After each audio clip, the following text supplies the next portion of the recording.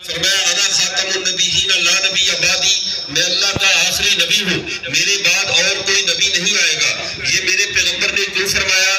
پہلی امتوں میں سیاست افراد کرتے تھے، پہلی امتوں کی سیاست بندوں کے ہاتھ میں تھی، پہلی امتوں کی سیاست انسانوں کے ہاتھ میں تھی، لیکن محمد عربی کی امت کی سیاست نظریے کے ہاتھ میں دے دی گئی ہے۔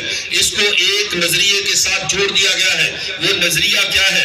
سیاست دان کا کام ہوتا ہے اپنی قوم کو ایک نقطے پہ جمع رکھنا، سیاست دان کا کام ہوتا ہے ان کی وحدت کو پارا پارا نہ ہونے دے، سیاست دان کا کام یہ ہوتا ہے اپنے ملک کے اپنی قوم کے مفاد کے لیے ہر حد سے گزر جائے۔ سیاست دان کی ذمہ داری میں یہ شامل ہے اپنی قوم کو ہر طرح کے نقصانات سے بچائے۔ لیکن ہمارے پاس تو رسول اللہ کے بعد کسی اور نے آنا نہیں، رسول اللہ اللہ کے آخری رسول ہے، پھر ہمیں کون سنبھالے گا؟